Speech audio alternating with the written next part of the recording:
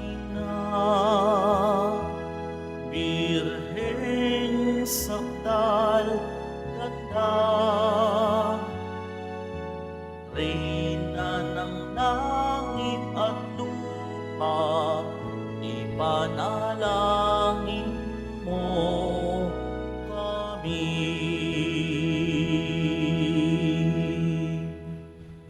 Simulan po natin ang pagdiriwang sa ngalan ng Ama at ng Anak at ng Espiritu Santo. Amen. Ang pagpapala ng ating Panginoong Jesucristo, ang pag-ibig ng Diyos Ama, at ang pagkikipagkaisa ng Espiritu Santo, naway sumainyong lahat. At sumaiyo rin.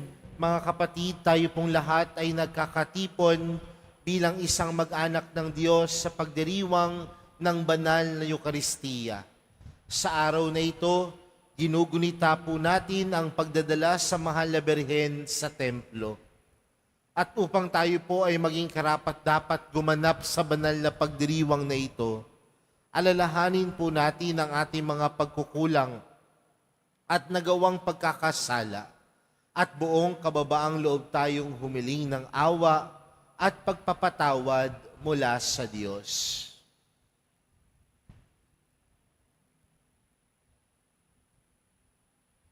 Sinugong tagapagpagaling sa mga nagsisisi, Panginoon, kaawaan mo kami. Panginoon, kaawaan mo kami.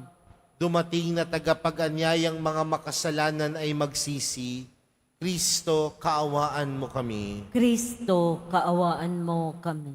Nakaluklok ka sa kanan ng Diyos Ama para ipamagitan kami. Panginoon, kaawaan mo kami. Panginoon, kaawaan mo kami.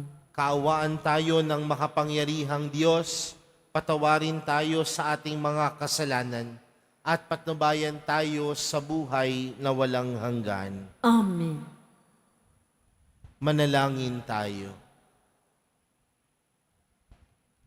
Ama naming makapangyarihan, kaming gumugunita sa Mahal na Birheng Maria, ay humihiling na iyong pagbigyan, pakundangan sa kanyang pagdalangin, upang kami pagindapating tumanggap mula sa abot-abot na kaloob mo, sa pamamagitan ni Jesucristo, kasama ng Espiritu Santo, magpa sa walang hanggan. Amen. Magsiupo muna ang lahat. Pagbasa mula sa aklat ni Propeta Zacarias. Sinabi ng Panginoon, umawit ka sa kagalakan, bayan ng Siyon, pagkat maninirahan na ako sa piling mo. Sa araw na yaon, maraming bansa ang sama-samang magpupuri sa Panginoon at pasasakop sa Kanya. Siya ay maninirahan sa gitna ninyo. Sa gayon, malalaman ninyong sinugo ako ng Panginoon. Muli niyang kukup-kupin, ituturing na kanyang sarili at itatangi ang Jerusalem. Manahimik sa harapan ng Panginoon ang lahat ng nilalang, pagkat siya'y tumindig mula sa kanyang templo. Ang salita ng Diyos. Salamat sa Diyos. Diyos ay makapangyarihan, banal ang kanyang pangalan. Diyos ay makapangyarihan, banal ang kanyang pangalan. Ang puso ko'y nagpupuri sa Panginoon at nagagalak ang aking espiritu dahil sa Diyos na aking tagapagligtas. Diyos ay makapangyarihan, banal ang kanyang pangalan. Sapagkat nilingap niya ang kanyang abang alipin, at mula ngayon, ako'y tatawaging mapalad ng lahat ng saling lahi, dahil sa mga dakilang bagay na ginawa sa akin ng makapangyarihan, banal ang kanyang pangalan. Diyos ay makapangyarihan, banal ang kanyang pangalan. Kinahahabagan niya ang mga may takot sa kanya. Sa lahat ng salit-saling lahi, ipinakita niya ang lakas ng kanyang mga bisig. Pinangalat niya ang mga palalo ang isipan. Diyos ay makapangyarihan, banal ang kanyang pangalan. Ibinagsak niya ang mga hari mula sa kanilang trono at itinaas ang mga nasa abang kalagayan. Binusog niya ng mabubuting bagay ang mga nagugutom at pinalayas niyang wala ni anuman ang mayayaman. Diyos ay makapangyarihan, banal ang kanyang pangalan. Tinutulungan niya ang kanyang bayang Israel bilang pagtupad sa pangako niya sa ating mga magulang, kay Abraham at sa kanyang lahi, magpakailanman. Diyos ay makapangyarihan, banal ang kanyang pangalan. Magsitayo na po ang lahat.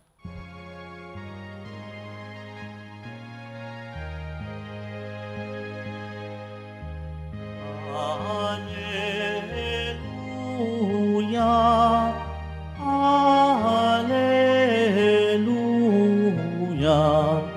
Alleluia, Alleluia.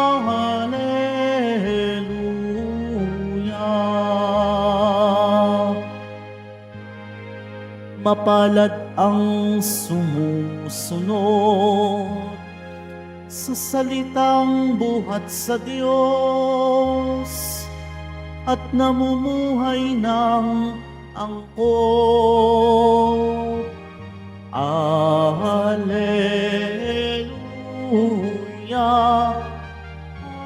Alleluia,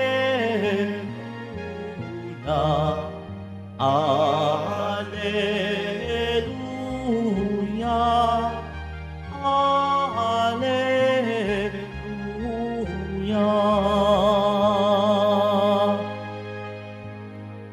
Sumainyo ang Panginoon. At sumaiyo rin. Ang mabuting balita ng Panginoon ayon kay San Mateo. Papuri sa iyo, Panginoon. Noong panahong iyon, samantalang nagsasalita pa si Jesus sa mga tao, dumating ang kanyang ina at mga kapatid. Naghihintay sila sa labas at ibig siyang makausap. May nagsabi sa kanya, "Nasa labas po ang inyong ina at mga kapatid, at ibig kayong makausap." Ngunit sinabi ni Jesus, "Sino ang aking ina at sino-sino ang aking mga kapatid?" Itinuro niya ang kanyang mga alagad at sinabi, "Ito ang aking ina at mga kapatid, sapagkat ang sino mang sumusunod sa kalooban ng aking amang nasa langit, ang siya kong ina at mga kapatid." Mga kapatid, ang mabuting balita ng Panginoon. Pinupuri ka namin, Panginoong Hesukristo. Magsiupo muna ang lahat. Magandang tanghali po sa inyong lahat. Pakibati nga po ang inyong katabi ng magandang tanghali. Mga kapatid, ngayon po ay Nobyembre at sa araw po na ito ay pinagdiriwang po natin o ginugunita po natin ang pagdadala ng Mahal na Birheng Maria sa templo.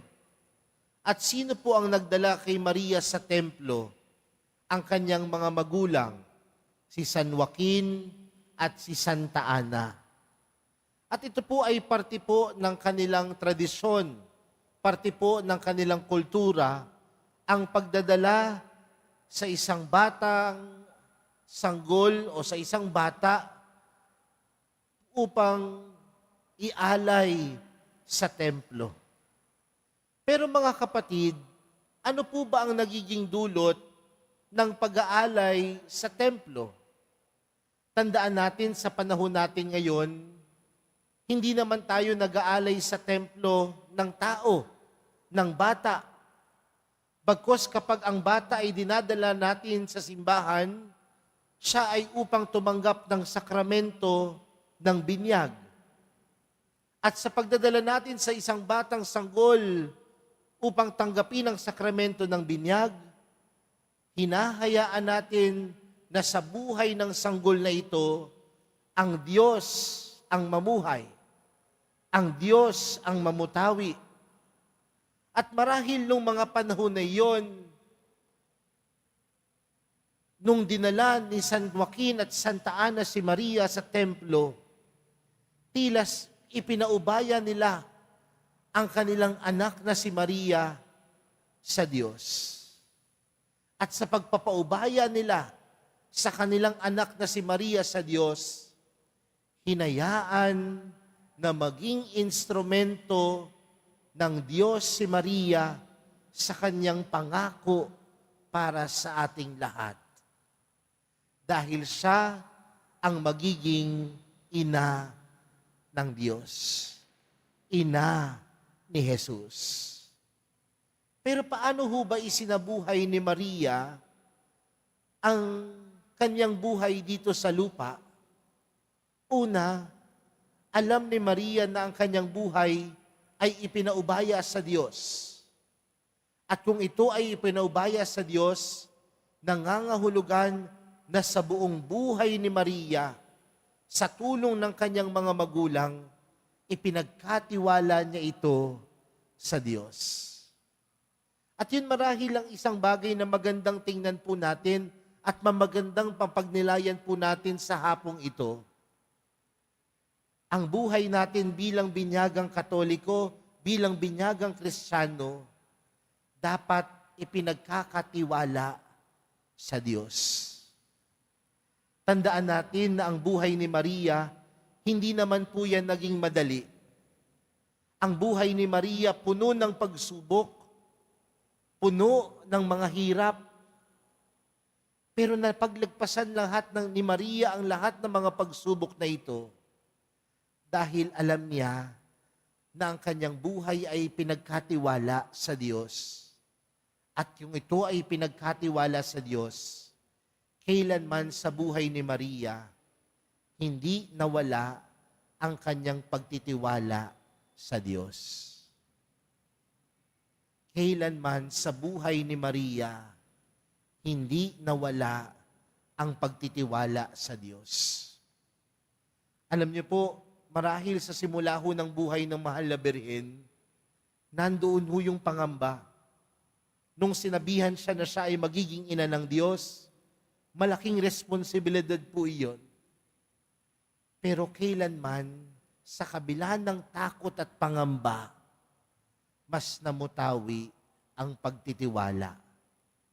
Dahil una pa sa lahat, nung siya ay dinala sa templo, siya ay pinagkatiwala na ng kanyang mga magulang sa Diyos.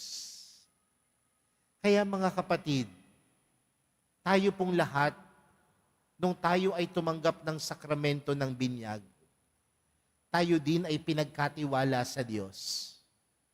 Pero ang tanong, nandoon po ba yung patuloy nating pagtitiwala sa Kanya, kagaya ng pagtitiwala ni Maria sa Diyos? Sabi ko nga po, hindi naging madali ang buhay ni Maria. Marami din siyang pagsubok, marahil marami din siyang luha na naiyak. Pero napaglagpasan dahil mas namumutawi ang pagtitiwala. Kaya mga kapatid, sa araw na ito, magandang tingnan na ang buhay din naman natin ay hindi perpekto. Ang buhay din naman natin humaharap sa iba't ibang pagsubok, sa iba't ibang problema. Pero tandaan natin na meron tayong Diyos na tunay nating mapagkakatiwalaan. Meron Diyos na tunay na ipinagkatiwala ang mga buhay natin sa Kanya. At ang Diyos na meron tayo ay ang Diyos na hindi nagpapabaya. Nalagpasan ni Maria ang lahat ng pagsubok, hindi lang dahil siya ay may tiwala, bagkus na paglapasan niya ang lahat ng pagsubok dahil may Diyos na hindi nagpabaya. Merong Diyos na hindi nang iwan. Kaya mga kapatid, sa pagpapatuloy po ng ating banal na misa, para sa araw na ito, pinapaalala sa atin ng pagdiriwang natin na si Maria mismo ay pinagkatiwala sa Diyos. At sa kanyang pagkakatiwala sa Diyos, hindi nawala ang pagtitiwala din ni Maria sa Diyos. At nawa, kagaya ni Maria, tayo din, wag nawa mawala ang pagtitiwala natin sa Diyos. Dahil una sa lahat, meron tayong Diyos na hindi nagpapabaya. Meron tayong Diyos na hindi nang iiwan. Amen. Magsitayo na po ang lahat.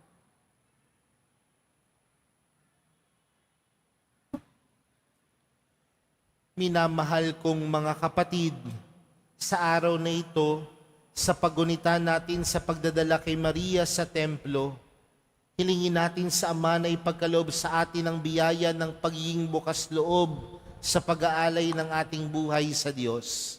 Ang ating panalangin, Panginoon, baguhin mo kami upang maging katulad ni Maria, ang aming ina.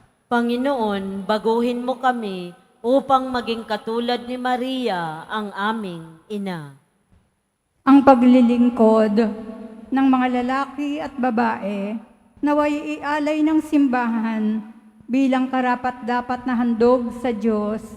Manalangin tayo. Panginoon, baguhin mo kami upang maging katulad ni Maria, ang aming ina. Ang lahat ng sumasampalataya kay Kristo naway dinggin ang tinig ng Diyos na nananawagan sa lahat upang maging banal.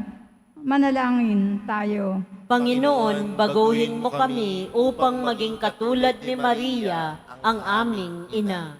Ang halimbawa ni Maria naway magningning sa pamamagitan ng buhay ng mga taong itinilaga sa Diyos. Manalangin tayo. Panginoon, baguhin mo kami upang maging katulad ni Maria, ang aming ina. Ang mga may sakit at mga nagdurusa, naway maramdaman ang presensya ni Kristo sa pamamagitan ng ating nakapagpapasiglang presensya. Manalangin tayo. Panginoon, baguhin mo kami upang maging katulad ni Maria, ang aming ina. Ang mga yumao, naway maging karapat-dapat ang kanilang sakripisyo sa pamamagitan ng ating matuwid na pamumuhay. Manalangin tayo. Panginoon, baguhin mo kami upang maging katulad ni Maria, ang aming ina. Panginoon, ipagkaloob mo na kami tulad ni Maria ay tumugon ng pagsang-ayon sa iyong kalooban at tuparin ito sa aming mga buhay. Hinihiling namin ito sa pamamagitan ni Kristo na aming Panginoon. Amen. Magsiupo.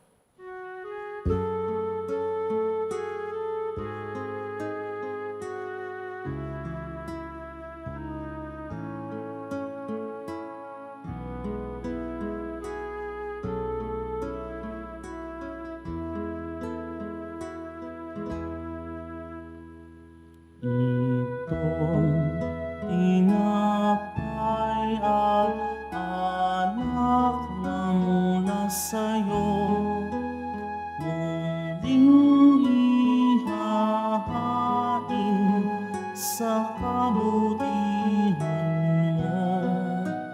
Kunin at tanggapin, alay sa'yo. Pasasalamat ng puso. Magsitayo na po ang lahat. Manalangin po kayo mga kapatid upang ang paghahain natin ay kalugdan ng Diyos Amang makapangyarihan. Tanggapin nawa ng Panginoon itong paghahain sa iyong mga kamay sa kapurihan niya at karangalan sa ating kapakinabangan, at sa buong sambayanan niyang banal. Ama naming lumikha ay yung nagkatawang taong anak ay tumulong nawa sa aming ginagawa upang siya na iniluwal ni Maria nang di bumawas kundi lalo pang nagpaganap sa pagkabirhen ay mapagindapat na kalugdan mo ang aming paghahain sa kapagpapatawad ng mga kasalanan sapagkat siya ang Panginoong kasama mo at ng Espiritu Santo magpa sa walang hanggan. Amen. Sumainyo ang Panginoon. At sumaiyo rin. Itaas sa Diyos ang inyong puso at diwa. Itinaas na namin sa Panginoon. Pasalamatan natin ang Panginoong ating Diyos. Marapat na siya ay pasalamatan. Ama naming makapangyarihan, tunay ngang marapat na ikaw ay aming pasalamatan. Bukod mong pinagpalang maging ina ni Jesucristo, ang mahal na birheng nagpupuri at nagagalak sa iyo. Ikaw ang gumagawa ng tanang dakilang bagay. Ikaw ang lumilingap sa lahat kailanman. Nilingap mo ang mahal na birhen bilang iyong abang alipin na iyong binigyan ng tungkuling kumalinga sa anak mong manunubos namin. Kaya kaisa ng mga anghel na nagsisiawit ng papuri sa iyo nang walang humpay sa kalangitan, kami nagbubunyi sa iyong kadakilaan.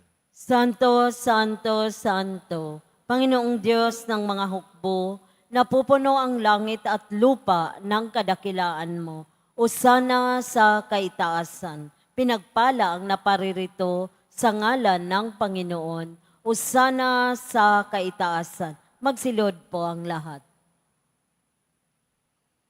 Ama naming banal, ikaw ang bukal ng tanang kabanalan.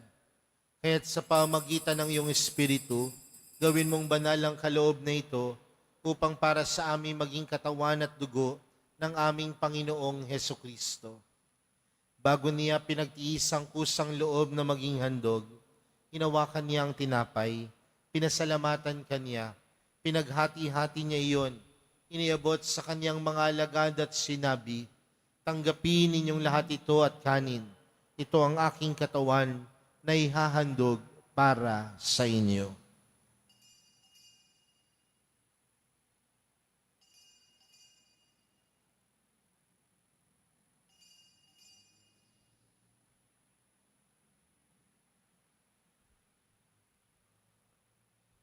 Gayon din naman noong matapos ang hapunan, hinawakan niya ang kalis. Muli kaniyang pinasalamatan. Iniabot niya ang kalis sa kanyang mga alagad at sinabi, tanggapin ninyong lahat ito at inumin. Ito ang kalis ng aking dugo, ng bago at walang hanggang tipan. Ang aking dugo na ibubuhos para sa inyo at para sa lahat, sa ikapagpapatawad ng mga kasalanan. Gawin niyo ito sa pag-alala sa akin.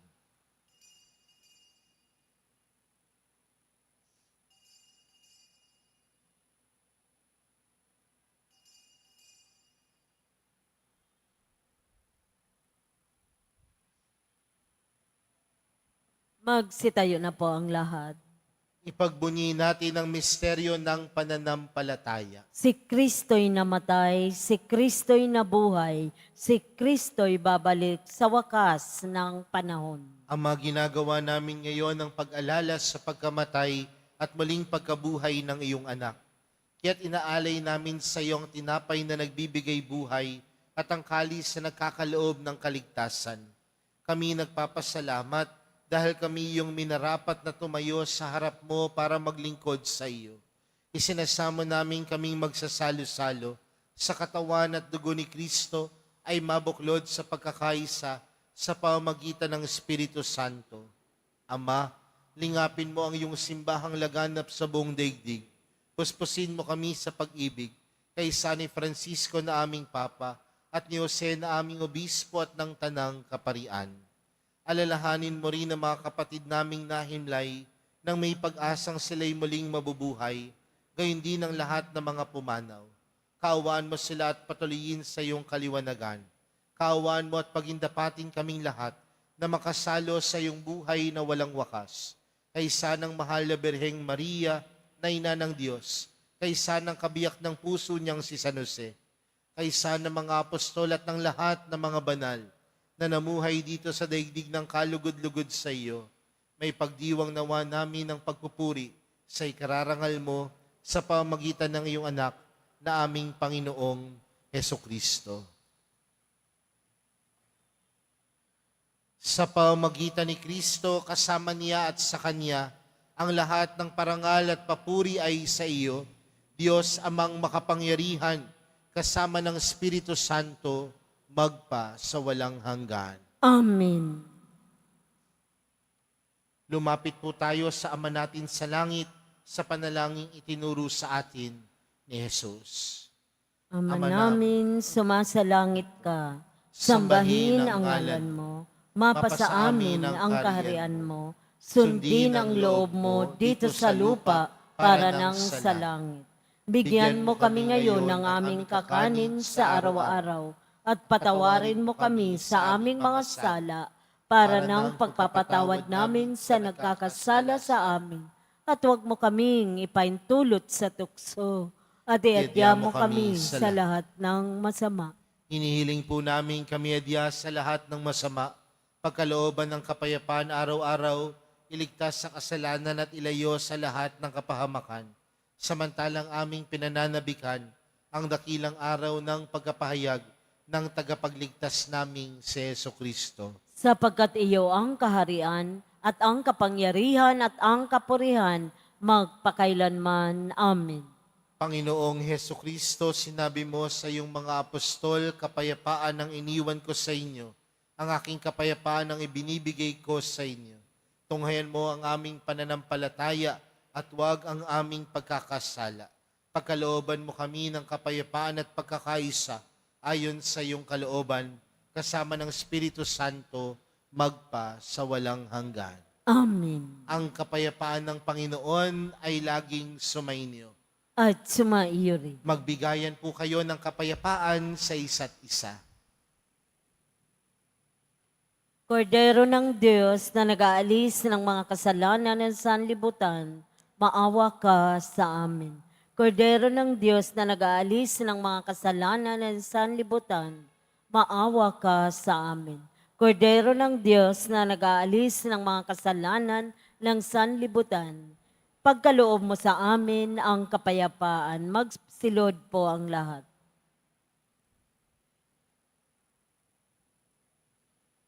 Narito po si Jesus, ang kordero ng Diyos. Siyang nag-aalis ng kasalanan ng sanlibutan, mapalad ang mga inaaniyahan sa kanyang piging. Panginoon, hindi ako karapat-dapat na magpatuloy sa iyo, ngunit sa isang salita mo lamang ay gagaling na ako.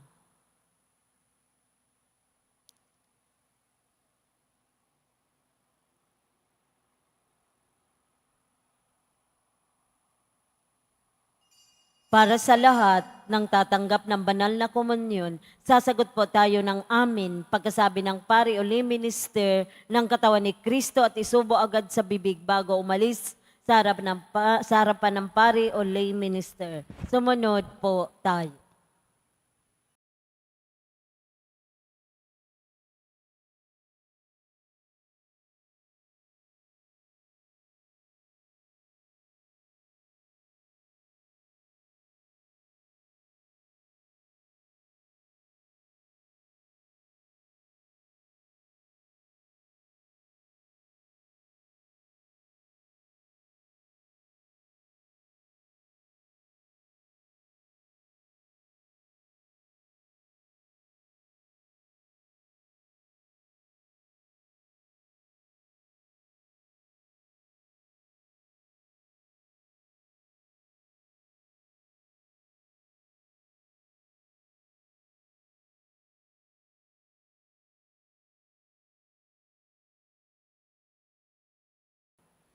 Manalangin tayo.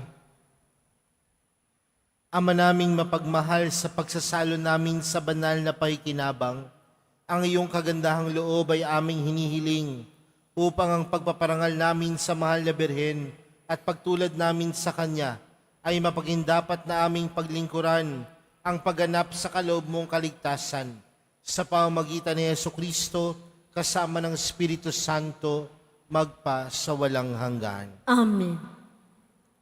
Mga kapatid, atin pong ipagdasal ang ating mga minamahal na yumao at ang lahat ng mga kaluluwa sa purgatorio. Panginoon naming Diyos, Ama namin, Ikaw po ang dahilan ng aming pagsilang. Sa iyo galing ang aming hiram na buhay.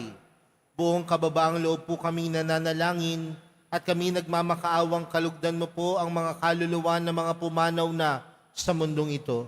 Sila naway magkamit ng buhay sa iyong piling. Alisin mo ang anumang mga karumihan ng kasalanan upang sila ay maging marapat sa iyong walang hanggang kalinisan. Iyahon mo sila mula sa purgatorio at bigyan ng puwang sa iyong kaharian sa langit. Kapayapaan kailanman ang igawad ng may kapal sa mga yumaong nagsipanaw. Sila naway silayan ng ilaw na walang hanggan. Amen. Mapanatag nawa sila sa kapayapaan. Amen.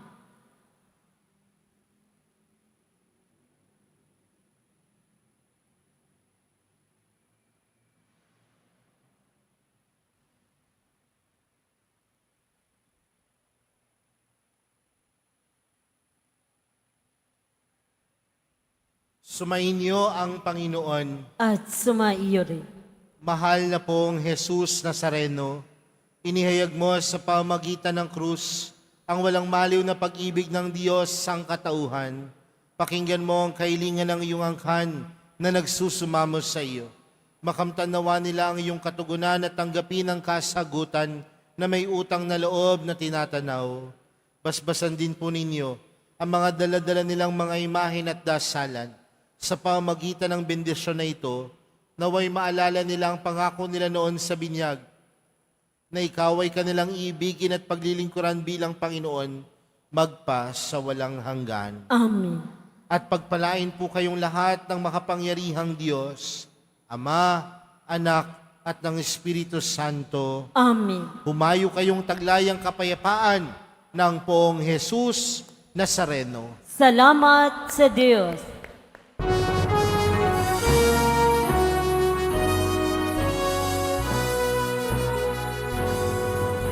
O Padre Jesus Nazareno, sinasamba ka namin, pinipintuho ka namin, aral mo ang aming buhay at kaligtasan.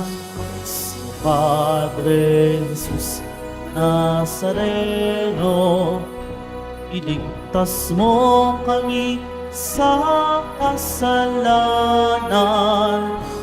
Ang krus mong kinamatayan ay sagisag ng aming kaligtasan. Nuestro Padre Jesus Nazareno, dinarangal ka namin.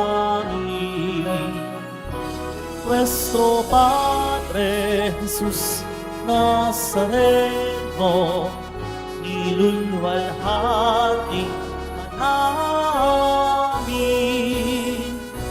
Nuestro Padre Jesus Nazareno, dinarangal ka namin.